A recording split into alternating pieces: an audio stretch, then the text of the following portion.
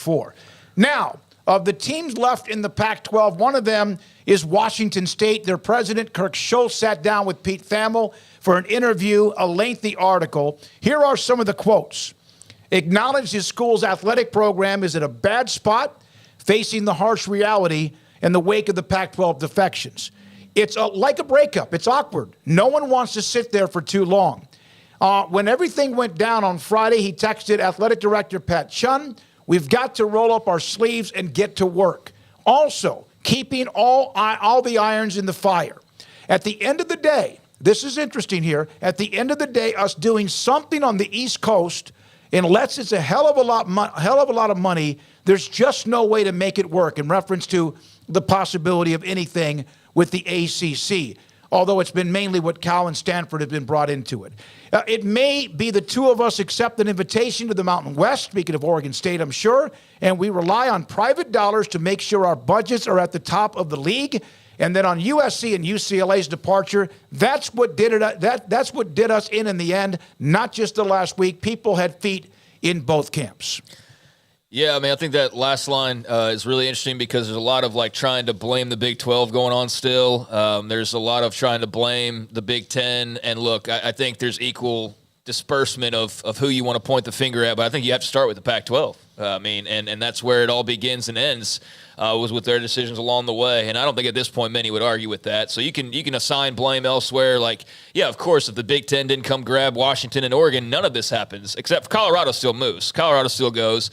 That was going to happen regardless. But, if the Big 12 doesn't have this, appetite for the other three, then, it's probably turns out differently. But all of those were a part of the equation. And you had the biggest, piece of it all, which was, some misguided leadership or lack of leadership. And that's why they are where they are. I mean, I'm glad to hear that he's, putting out a confidence about their sports programs, and they'll, private funding, they'll still be able to compete. But obviously that's a tough pill to swallow going from the Pac to potentially the Mountain West. I do feel like those two will be, among the elites at that level, but I know that's not really making anybody feel any better. I'm not going to try to put lipstick on a pig here because the situation's a pig. I mean, it is. You were in the Pac-12.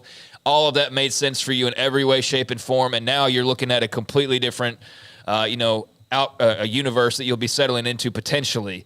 So, yeah, brutal for them, but good to know that they're not going to be like, all right, the football's shuddering and, some of the really extreme fears that one might come up with in their heads. That's not going to be the case for them, but they still do have some major questions to answer.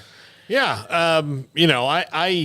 I actually, in regard to Washington State, I posted this on Twitter today, and I was not trying to take shots. I mean, a couple of Cal fans got upset, and I've had exchanges with them, but, if I'm the ACC, you took on the entire Cal fan base. Yeah, just kidding.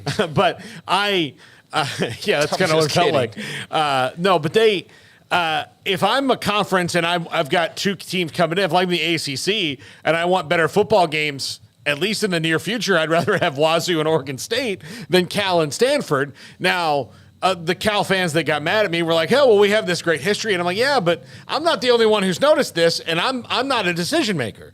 Like the television power brokers noticed this as well, that they've got this big, gigantic market in the Bay Area that's tons of people, and the two schools that are in it don't draw very well, and they don't get very good television ratings. So when the decision was made to leave them behind, it was made because of that. Because if you just take it on the surface, then you should just go to add every major school in every major city and leave out every college town, because I don't know if you've ever been to Opelika, Alabama, but it's not exactly a bustling hub of humanity like San Francisco is. It's a beautiful city with a lot of great golf courses. No, but that's what it is. So I know, yeah. I'm not making digs here. It's just I think most college towns are obviously they're not like what.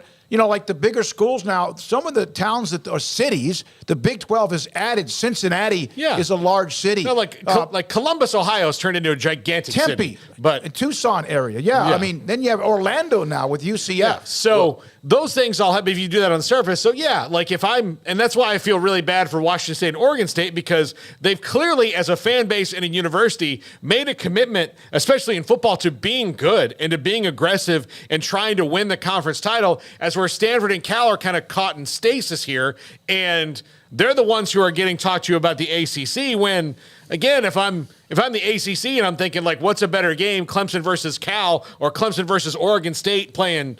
I mean, it won't be DJU, but that to me would be a better game.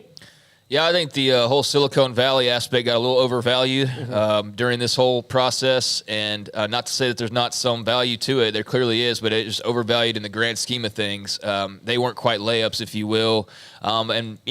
Still, though, there is obviously attractiveness there, whether it be the history or Silicon Valley or the locations or, whatever you want to chalk it up to.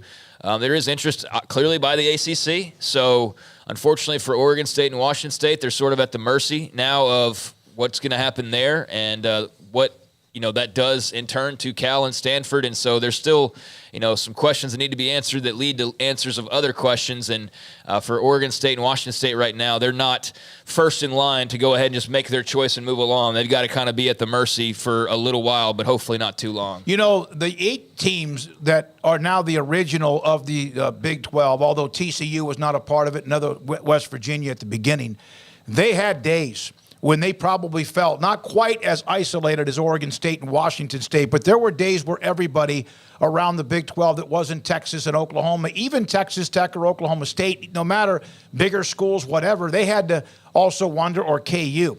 Well, let's skip ahead, Garrett, when you get that one up, because this is news on Texas A&M and their NIL fund.